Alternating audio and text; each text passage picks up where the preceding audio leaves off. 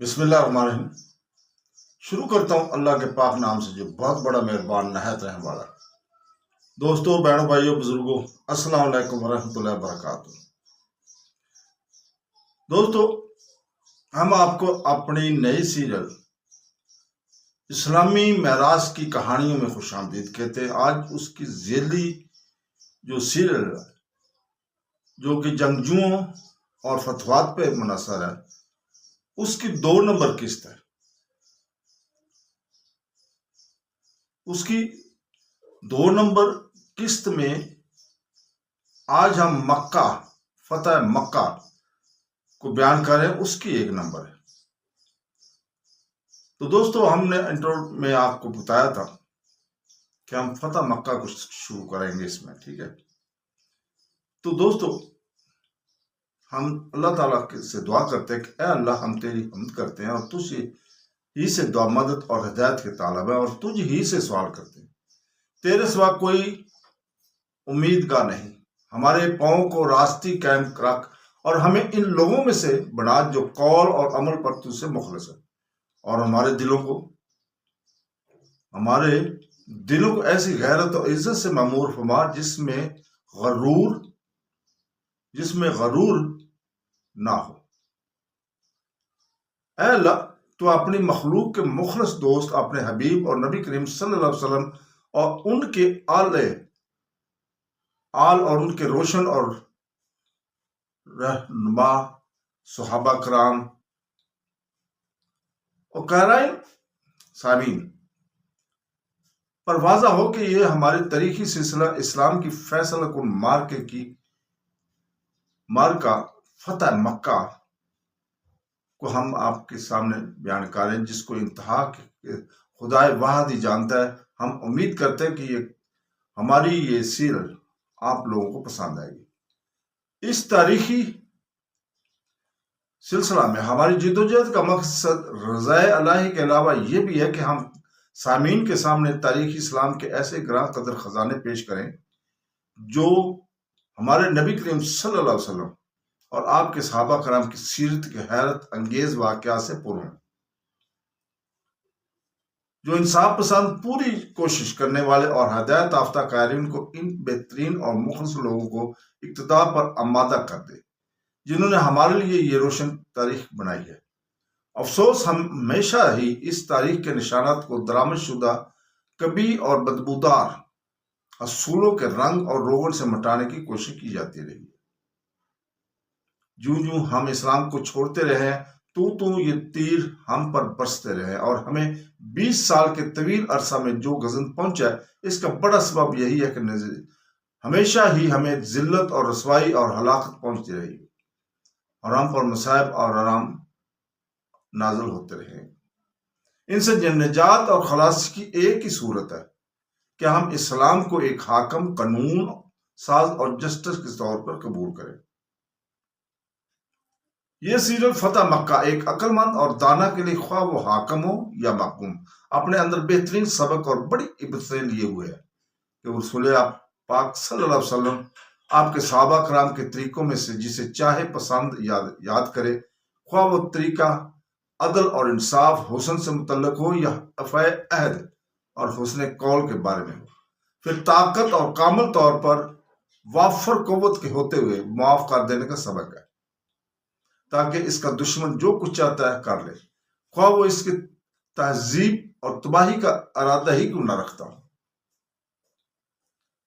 مسلمانوں کے 10,000 جان باز مکہ پر چھا گئے، جو حضور پاک صلی اللہ علیہ وسلم کے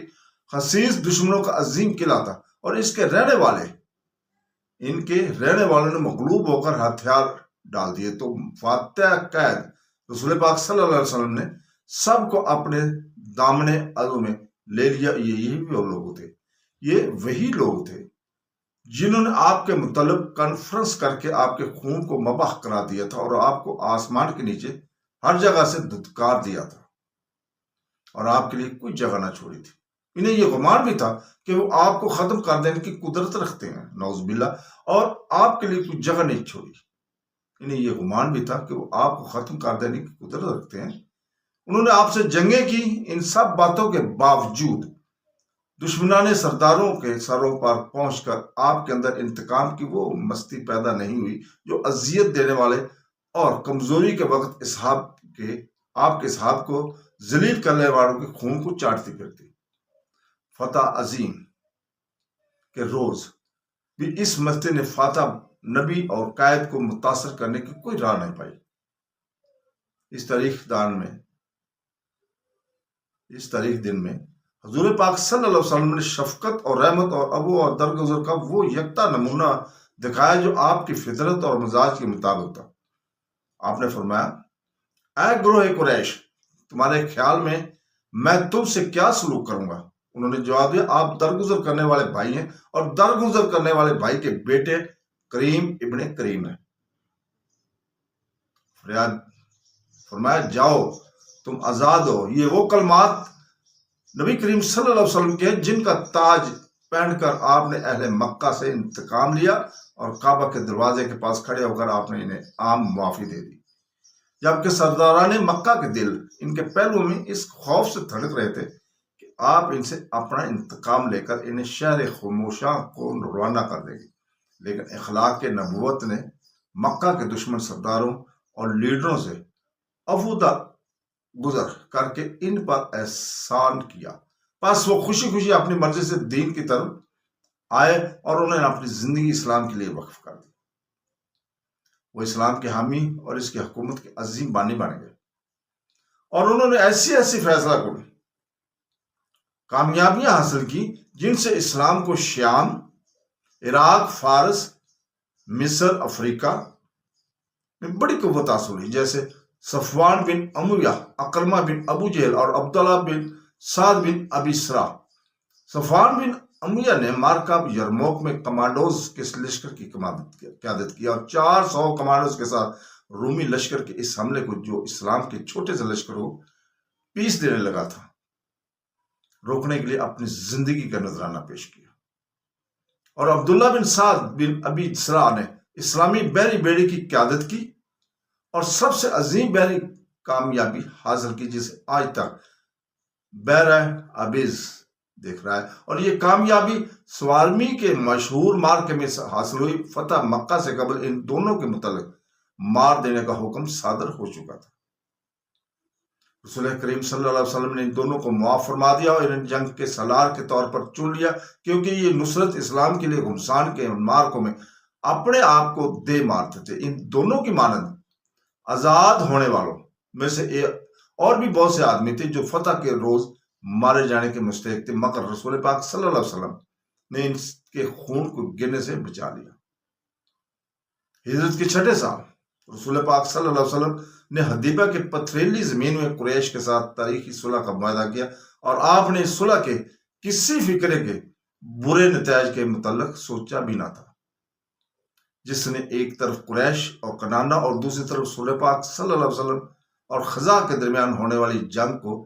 10 साल की मुद्दत के लिए खत्म कर दिया था। इस दौरान में मुसलमान और मुशरिकीन एक दूसरे के साथ सुलह और अमन और अमान से जिंदगी बसर करते थे। रसूल करीम सल्लल्लाहु अलैहि वसल्लम ने इस सुलह की फिकरात का इंतहाई बारीक बिनी से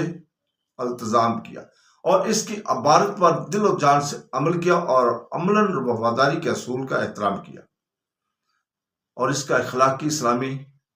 की इसरात पर दलील पेश कर दी और दो मुसलमानों को इनके मुशरिक अहल के सुपुर्द करके इनके अखलाक को,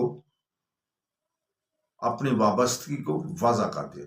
हालांकि अभी तक सुलह की दस्तावेज की स्याही भी खुशक नहीं हुई थी, आपने यह काम इस कातिल गम के अली और गम किया जो आपके आम साहबा पर छाया हुआ था। बज़ाहिर ये तसर्रुफ मुसलमानों की जिल्लत का सामान लिए हुए था, जैसे कि रसूल पाक सल्लल्लाहु अलैहि वसल्लम एक वजीर कबीर उमर बिन खत्ताब ने इसकी सराहत की है। जब रसूल करीम सल्लल्लाहु अलैहि वसल्लम और आपके सहाबा सुलह हदैबिया के इस कौल और इकरार पर जो उन्होंने इस मौका पर किया था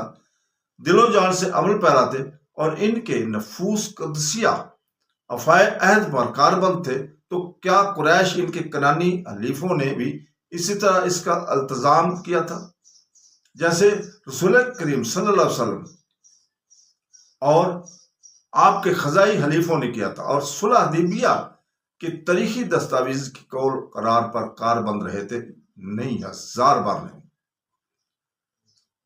حضرت نبی کریم صلی اللہ علیہ وسلم اور آپ کے خزائی حلیفوں نے صلح حدیبیہ کی دستاویز کو ایک عظیم دستاویز خیال کرتے ہوئے اس کے مطابق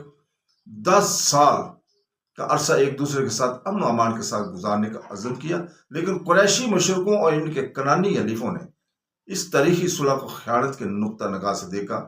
اور صلح کے زمانے کو ایک سنہری موقع خیال کیا۔ وہ بہادری اور شجاعت سے خزاں کے ساتھ خیانت کا موقع نہیں پا رہے تھے، تاکہ وہ خیانت اور دھوکے سے امن اور امان اور صلح کی حالت میں ان سے اپنے جہلیت کے بدلے لے لیں، جن کو وہ جنگ تیاری، محاذرائی اور بیداری کی حالت میں لینے سے عاجز آ چکے تھے۔ کنانے نے اپنے قریشی حلیفوں کی مدد سے خیانت اور عہد شکنی کا یہ بھیانک جرم کیا اور خزاں کے 25 سے زائد آدمیوں پر اچانک حملہ کر کے انہیں حدود حرم کے اندر صلح حدیبیہ کے زمانے میں قتل کر دیا، جس کے دستخطوں پر ابھی 30 ماہ بھی نہیں گزرے تھے۔ انہیں تہجد کے حالت میں رکوع اور سجود کرتے ہوئے قتل کر دیا گیا۔ وہ بے ہتھیار تھے اور حرم میں پناہ لیے ہوئے تھے، اور وہ انہیں کھینچ کر مکہ کے اندر امن دینے والے حرم میں لے گئے اور انہیں نہایت بری طرح قتل کر دیا گیا۔ یہ کام انہوں نے صلح اور امن اور امان کے زمانے میں کیا۔ اس کارروائی سے قریش اور ان کے کنانی حلیفوں نے معاہدہ صلح کو توڑ دیا اور اس صلح حدیبیہ کی تحریر کی دھجیاں اڑا کر رکھ دی، جس کا مطالبہ خود قریش نے کیا تھا۔ جب رسول پاک صلی اللہ علیہ وسلم کو اس مجرمانہ کارروائی کی، جو آپ کے حلیفوں سے خیانت اور غداری کی مثال تھی، خبر پہنچی، حالانکہ صلح کے منجم پر جو ذمہ داری آپ کی تھی وہ ان کی بھی تھی، اور خلاف ورزی کی صورت میں جو سزا آپ کے لیے تھی وہ ان کے لیے بھی تھی۔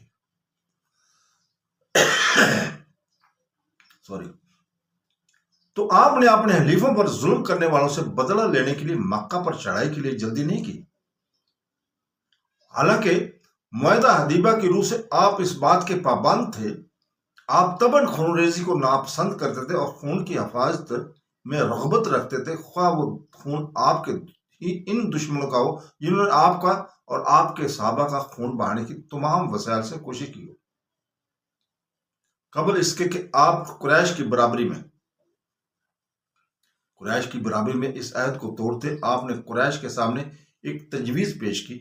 کہ جو فریقین کو جنگ کی ہلاکتوں سے بچانے والی تھی، آپ نے مکہ پر حملہ کرنے سے قبل ہی تجویز ایک خاص نمائندے کے ذریعے قریش کی طرف بھجوائی، جو صلح حدیبیہ کی تحریر کے تنفیذ کے بڑے ذمہ دار تھے، جس میں قریش کو 3 امور کے درمیان اختیار دیا گیا تھا۔ نمبر 1، یا تو قریش اور ان کے کنانی حلیف رسول پاک صلی اللہ علیہ وسلم کے حلیف خزاں کو مقتولوں کی دے۔ اس طرح صلح حدیبیہ پر مسلسل عمل ہوتا رہے گا اور فریقین کے درمیان 10 سال تک صلح فعال طور پر قائم رہے گی اور فریقین کے خون محفوظ ہو جائے گے۔ نمبر 2 پہ ہے، یا قریش کنانہ کے بڑے عہد شکنوں سے بیزاری کا اظہار کریں تاکہ رسول پاک صلی اللہ علیہ وسلم اکیلے ہی ان سے حساب چکا لیں۔ نیز انہوں نے آپ کے حلیفوں کے ساتھ خیانت کا جو گھناؤنا جرم کیا ہے، اس کے بدلے میں وہ ان کو عادلانہ سزا دیں جس کے وہ مستحق ہو چکے ہیں۔ نمبر 3، یا وہ اپنے غارت گروں کو اور خود کو برابری کے طور پر قریش کے سپرد کر دیں، کیونکہ وہ اس معاہدہ صلح کی تنفیذ کے بڑے ذمہ دار ہیں، جسے بعض سرداران مکہ کے موافقت اور رضامندی سے بنو بکر نے توڑ دیا تھا۔ قریش نے اپنے پہلی 2 مثبت پیشکشوں کو قبول کرنے سے انکار کر دیا، تیسری پیشکش کو تکبر، رعایا کاری اور لاف اور گزاف کرتے ہوئے قبول کر لیا، اور وہ جنگ کرنا چاہتے تھے۔ انہوں نے رسول پاک صلی اللہ علیہ وسلم کا پیغام بھیجا کہ وہ جنگ کو خوش آمدید کرتے ہیں اور آپ کے حلیفوں کے مقتولوں کی وید دینے یا اپنے بنو بکری قاتلوں سے برات کا اظہار کرنے سے جنگ کو بہتر سمجھتے ہیں، جیسا کہ ہم اس پر مفصل طور پر بیان کریں گے۔ اس مقام پر رسول پاک صلی اللہ علیہ وسلم کے لیے یہ ضروری ہو گیا تھا کہ وہ اپنے خزائی حلیفوں سے جن سے خیانت کی گئی تھی اپنے معاہدہ کی پابندی کے وعدہ پورا کرنے، اور یہ بات اس صلح کی تاریخی دستاویز کے مطابق تھی جس کا عہد آپ نے ان سے کیا تھا۔ قریش اور ان کے حلیفوں کے عہد شکنی کہ بیعت صلح حدیبیہ کے بیکار ہو جانے کے بعد رسول پاک صلی اللہ علیہ وسلم نے مکہ میں مشرکین پر چڑھائی کی کا فیصلہ کر لیا تھا، کیونکہ ان کے معاہدہ صلح کو توڑ دینے کے بعد آپ اپنے آپ کو ان کے ساتھ حالت جنگ میں تصور کرتے تھے، جیسا کہ اس صلح کے انعقاد سے پہلے کی تھی، اور ضروری تھا کہ آپ برابری میں ان کی طرف جائیں۔ پس آپ نے ان کی جنگ شروع کرنے سے قبل ہی جنگ کا آغاز کر دیا، کیونکہ وہ معاہدہ صلح کو توڑنے اور بنو بکری ظالموں کو جو ان کے حلیف تھے تائید کرنے سے خیانت کے مرتکب ہو چکے تھے۔ بلا شبہ یہ بات ان مسلمانوں پر جنگ مسلط کرنے کا مقدمہ تھا جو قریشی نہ تھے، جبکہ بت پرست اپنے وجود کا مفہوم سمجھتے تھے، مگر ان کے نزدیک مسلمانوں کا نہ کوئی وجود تھا نہ غلبہ۔ پھر خود قریش نے حضرت نبی کریم صلی اللہ علیہ وسلم کے اعلان جنگ سے قبل آپ کے خلاف اعلان جنگ کر دیا۔ انہوں نے آپ کے نمائندے زمرہ کو پیغام دیا کہ وہ خزا کے مقتولوں کی وید دینے سے، جن کے ساتھ بنو بکر نے خیانت کی ہے، یا بنو بکر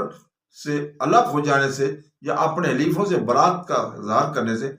جنگ کو ترجیح دیتے ہیں۔ یہ قریش کی ایک سوچی سمجھی خیانت تھی جس پر مسلمانوں نے بہت پیچ و تاب کھائے۔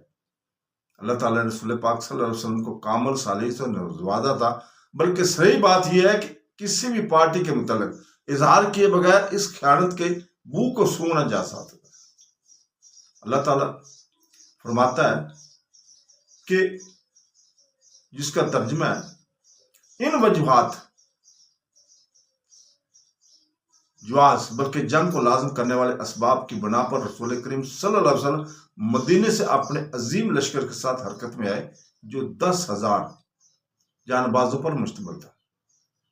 تاکہ وہ خائنوں اور عہد شکنوں کی تعذیب کرے۔ آپ انہیں اس وقت مکہ میں لے گئے جہاں وہاں کے مشرکین غفلت میں پڑے ہوئے تھے، اور اللہ تعالیٰ نے ان کو اس ہمگیر جنگ کی خبروں سے بھی بے خبر رکھا ہوا تھا، یہاں تک کہ لشکر نبوی صلی اللہ علیہ وسلم کے ہراول دستے مکہ کے اطراف میں پہنچ گئے۔ پس انہوں نے اپنے آپ کو ان لیڈروں کے سامنے کیا جنہوں نے خیانت غداری کے بدلے میں اسلامی تلواروں کو چمکتے اور ہر جانب سے انہیں احاطہ کرتے دیکھا۔ پس انہیں بغیر کسی قابل ذکر مقامات کہ لشکر نبوی کو مکہ سپرد کر دینے کے سوا کوئی چارہ کار نظر نہ آیا۔ فتح مکہ اس کے لیڈروں کے تصورات کے برعکس ان کے لیے خیر و برکت کا موجب ہوئی، جیسے کہ رسول پاک صلی اللہ علیہ وسلم نے مدینہ میں لشکر نبوی کی حرکت کرنے سے قبل واضح طور پر بتا دیا تھا۔ جب آپ کی زوجہ حضرت عائشہ رضی اللہ تعالی عنہ کو قریش مکہ سے جنگ کرنے کی خبر ملی تو انہوں نے آپ سے دریافت کیا کہ ان کے بارے میں اس جنگ کے ذریعے خیر کا ارادہ کیا کیا گیا یا شر کا، تو حضور پاک صلی اللہ علیہ وسلم نے جواب دیا خیر کا۔ فتح مکہ کے بعد اہلیان مکہ خوشی خوشی اور بادل نوازتا اسلام میں داخل ہو گئے تھے، اور بعد میں انہیں بڑا اطمینان ہو گیا۔ فتح مکہ کے بعد بت پرستی کے نشانات خوفناک سرحد کے ساتھ مٹایا جانے لگا، یہاں تک 1 سال بھی نہ گزرا تھا کہ تمام اہل جزیرہ اسلام میں داخل ہو گئے۔ یہ فتح ہجرت کے 8ویں سال ہوئی، اور 9ویں سال بلا استثناء تمام جزیرہ پر حاوی ہو گیا۔ 9ویں سال کے وفود کا سال بھی کہتے ہیں، کیونکہ اہل عرب کے وفود مدینہ میں آ کر اللہ کے دین میں داخل ہوتے تھے۔ پھر اللہ تعالیٰ نے یہ صورت نازل فرمائی تھی جس کا ترجمہ ہے جب خدا کی مدد اور فتح پہنچی اور آپ لوگوں کو اللہ تعالیٰ کے دین پر جوک در جوک داخل ہوتے دیکھ لیں تو اپنے رب کی تسبیح اور تمید کیجئے اور استغفار کی درخواست کریں، وہ بڑا توبہ قبول کرنے والا ہے۔ فتح مکہ ہر لحاظ سے بہت بڑی فتح تھی۔ تو دوستو، بہنوں بھائیوں بزرگوں، فتح مکہ ہجرت کے 6 سال کے آخر میں مشرکین نے قریش سے طریقی صلح حدیبیہ کی پختگی کے بعد رسول پاک صلی اللہ علیہ وسلم کو ایک شدید امتحان کا سامنا کرنا پڑا، جس سے مسلمانوں کو بھی بہت دکھ ہوا، اور وہ یہ کہ رسول کریم صلی اللہ علیہ وسلم جو ابھی تک حدیبہ کی زمین پر تھے کہ اپنی اور صحابہ کی ناپسندگی کے باوجود ابو جندل بن سہیل بن عمرو کو جو ایک 16 سالہ مسلم نوجوان تھا، مجبوراً اس کے مشرک باپ کے سپرد کرنا پڑا تھا، کیونکہ صلح حدیبہ کی تحریر آپ سے اس بات کا تقاضا کرتی تھی، اور اسلام میں ایفائے عہد اخلاق کی اہم بنیادوں پر میں سے ہے۔ بس اسی وقت مسلم جب ابو جندل کو اس کے مشرک باپ کے سپرد کر دیے گئے، جس سے مسلمانوں کے دلوں پر رنج و علم کا بادل چھا گئے تھے، کیونکہ صلح حدیبیہ کے معاہدہ کو پورا کرنے کے لیے جو آپ نے مشرکین سے کیا تھا، ایسا کرنا ضروری تھا۔ صلح حدیبیہ کے امتحان کو آخری امتحان نہیں تھا۔ جب رسول پاک صلی اللہ علیہ وسلم صلح حدیبیہ کی پختگی کے بعد مدینہ پہنچے اور اس صلح کے بعد آپ مکہ کر بیٹھے، تو آپ کو ایک اور امتحان کا سامنا کرنا پڑا جو سرزمین حدیبیہ کے امتحان سے صحبت میں کم نہ تھا۔ مکہ کے قید خانے ان وسیعوں قریشی نوجوانوں سے گونج رہے تھے، جنہوں نے دین اسلام کو اختیار کر لیا تھا، جس کی وجہ سے ان کے اہل ان سے ناراض تھے۔ انہوں نے انہیں اسلام سے مرتد کر کے بت پرستی کی طرف جانے سے عاجز آ کر انہیں باندھ کر جیلوں میں دھکیل دیا تھا۔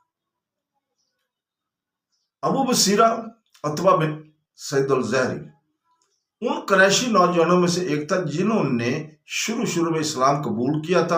اور اس کی قوم بنی زہرہ نے بت پرستی چھوڑنے اور ہلکا بگوش اسلام ہونے کی وجہ سے اسے جیل میں ڈال دیا تھا۔ جب صلح حدیبیہ طے ہوگی اور قریش مسلمانوں کی قومی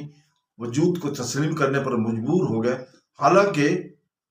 وہ اس سے پہلے رہزنوں اور قانون کے باغیوں کی طرح دیکھتے تھے، تو مقہور مسلم نوجوانوں کی امیدوں نے مکہ کے قید خانوں میں انگڑائی لی، اور یہ نوجوان اس صلح کے فوائد سے مستفید ہونے کی تمنائی کرنے لگے۔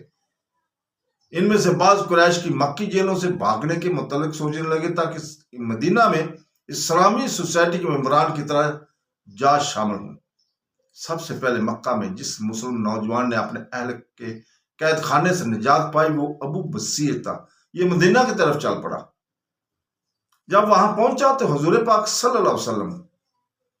سے ملا اور آپ سے اسلامی سوسائٹی کے درمیان رہنے اور پناہ لینے کے حق کا مطالبہ کیا۔ رسول پاک صلی اللہ علیہ وسلم اس کے مطالبہ کو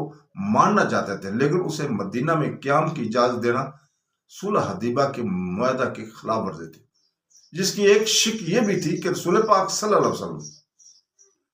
کسی قریش کو مدینہ میں پناہ نہ دینے کی پابندی کریں گے، خواہ وہ مسلمان ہو کر آیا ہو، جب تک اس کا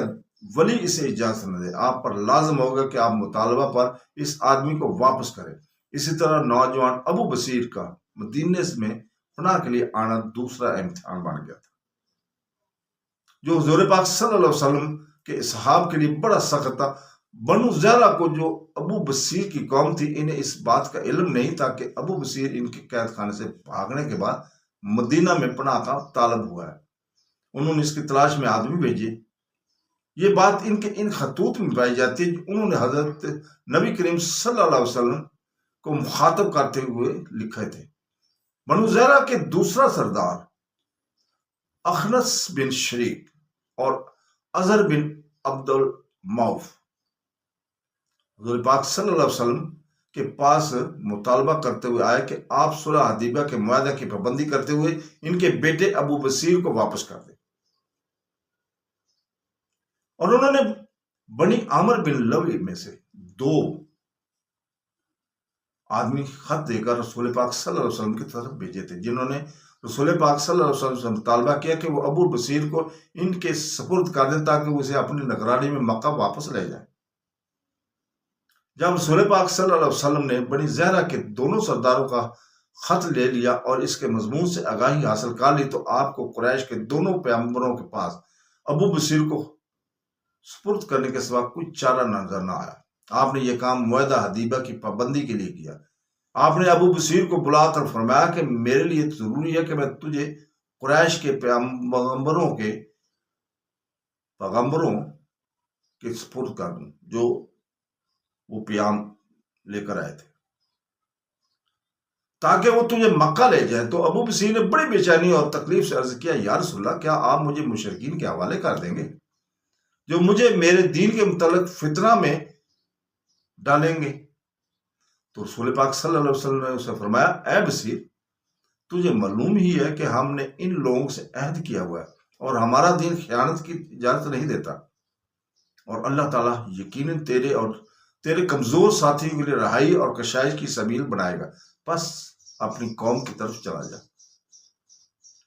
اور ابو بصیر کی ایمان راسخ سے اسے اس بات کی اجازت نہیں دی کہ وہ حضرت نبی کریم صلی اللہ علیہ وسلم کے حکم کے بارے میں مناقشہ اور مجادلہ کرے یا شک کرے، بلکہ آپ نے اسے جدا کر کے مشرک قوم کے دونوں نمائندوں کو اس کے ہاتھ پکڑا دیے تاکہ وہ اس کے علم کے بغیر اسے کندھوں سے جکڑ لیں۔ اس کا مفہوم یہ ہے کہ وہ اسے مکہ کے قید خانوں میں مارنا چاہتے تھے۔ ابو بصیر نے دونوں عامری مشرکوں کی نگرانی میں مدینہ کو چھوڑ دیا، اور اس بات نے اس کے اور مسلمانوں کے دلوں کو کاٹ کر رکھ دیا، اور اس میں شبہ بھی تھا کیا، لیکن یہ افعی عہد کی بات تھی، اور رسول پاک صلی اللہ علیہ وسلم کا حکم ہے کہ اللہ تعالیٰ اور یوم آخرت پر ایمان لانے والے مومن کے لیے جائز نہیں کہ وہ آپ کے حکم سے سرتابی کرے۔ ابو بصیر بڑا شجاع اور قومی نوجوان تھا، اور اس کے ساتھ ہونے کے ساتھ ساتھ وہ ذہین اور نتین بھی تھا، اور اس میں ایمان راسخ کے ساتھ قوت شجاعت اور ذہانت اور نساجت بھی اکٹھی ہو گئی تھی، جس کے نتائج بڑے حیرت انگیز ہوتے ہیں۔ جب سے ابو بصیر نے اپنے نبی کے حکم کی اطاعت کی اور اپنے آپ کو اپنی قوم کے وہ مشرک پیغمبروں کے سپرد کر دیا، وہ کسی ایسے طریقہ کار کو اختیار کرنے کے بارے میں سوچتا رہا جس سے وہ اپنے نبی کریم کو اس کی ذمہ داری سے بری کرنے کے بعد اور نقص عہد کو تہمت سے دور رکھتے ہوئے اپنے دونوں مشرک نگرانوں سے رہائی حاصل کر سکے، کیونکہ اس نے نبی کریم صلی اللہ علیہ وسلم کے حکم کی مخلصانہ اطاعت کرتے ہوئے صلح حدیبیہ کی تحریر کو پابندی کرتے ہوئے اپنے آپ کو اپنی قوم کے بھیجے ہوئے دونوں نمائندوں کے سپرد کر دیتا۔ ابو بصیر نے اس چھٹکارا حاصل کرنے والی سوچ کو یوں پورا کیا کہ اسے ایک نگران کو قتل کرنے کی قوت حاصل ہوگی۔ جب وہ دوسرے پر حملہ کرنے چلا تو وہ مدینہ کی طرف بھاگ گیا۔ تفصیل یوں ہے کہ اس مومن قریشی نوجوان کے دل پر یہ بات گراں گزری کہ وہ شرک اور بت پرستی کے لیے وہ جانے غسل ماحول میں واپس جائے، جبکہ اللہ تعالیٰ نے اسے مکہ سے بھاگنے کے بعد نجات دے دی تھی تاکہ لوگ اسے نئے سرے سے پھر شرک کے اندھیرے قید خانوں میں نہ پھینک دے، لیکن اسے رسول پاک صلی اللہ علیہ وسلم کے احکام کے مطابق مدینہ کو بہرحال چھوڑنا ہی تھا۔ اور اس کے رغبت سے یہ بات وعدہ تھی کہ وہ اس عہد کو پورا کرنے کا خواہش مند ہے جو آپ نے معاہدہ میں مشرکین مکہ سے کیا تھا۔ چنانچہ ابو بصیر نے اپنے دونوں مسلح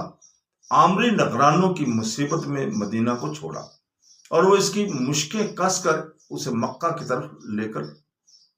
چلے۔ مدینہ سے تقریباً 7 میل دور ایک مقام ذوالحلیفہ آتا ہے جسے آج کا ابیار کہا جاتا ہے، جہاں یہ دونوں مشرک نگران اور ان کے مسلمان قیدی ابو بصیر کو سستانے کے لیے آرام کرنے کے لیے بیٹھ گئے۔ ابو بصیر اپنے ایک نگراں سے ملازمت سے پیش آنے لگا۔ نگراں تلوار سے مسلح تھا۔ لمبی گفتگو کرنے کے بعد اس نے نگراں سے بڑی ذہانت اور نرمی سے کہا، اے عمری بھائی، کیا یہ تیری تلوار کاٹتی بھی ہے؟ عامری نے جواب دیا، ہاں، اور پھر اسے غرور سے ہلا کر کہنے لگا، میں اس تلوار سے اوس اور خزرج میں رات تک شمشیر زنی کروں گا۔ ابو بصیر نے تلوار کا جائزہ لینے کے لیے اس سے اجازت طلب کی اور کہا، کیا میں اسے دیکھ سکتا ہوں؟ نگران نے کہا، اگر تم دیکھنا چاہو تو دیکھ سکتے ہو۔ اس موقع پر اس نے ابو بصیر کے بندن کو کھول دیا۔ جو ہی اس کا ہاتھ تلوار کے قبضے میں پڑا، اس نے اپنے عامر نگران پر تلوار سے وار کر کے اسے ڈھیر کر دیا۔ پھر اس نے دوسرے نگران پر بھی حملہ کیا۔ اسے بھی اس کے ساتھ ملا دے۔ وہ خوف زدہ ہو کر بچاؤ کا خواستگار ہوا تھا، وہ مدینہ کی طرف بھاگ گیا اور مسجد میں حضور پاک صلی اللہ علیہ وسلم اسے دیکھ کر تو تیز دوڑنے کی وجہ سے سنگریزے اس کے پاؤں تلے سے اڑ رہے تھے۔ پھر آپ نے فرمایا اس آدمی کو کوئی خوف لاحق ہے، کوئی خوف لاحق ہے۔ تو دوستو یہیں رکتے ہیں، کل تک کے لیے اللہ حافظ۔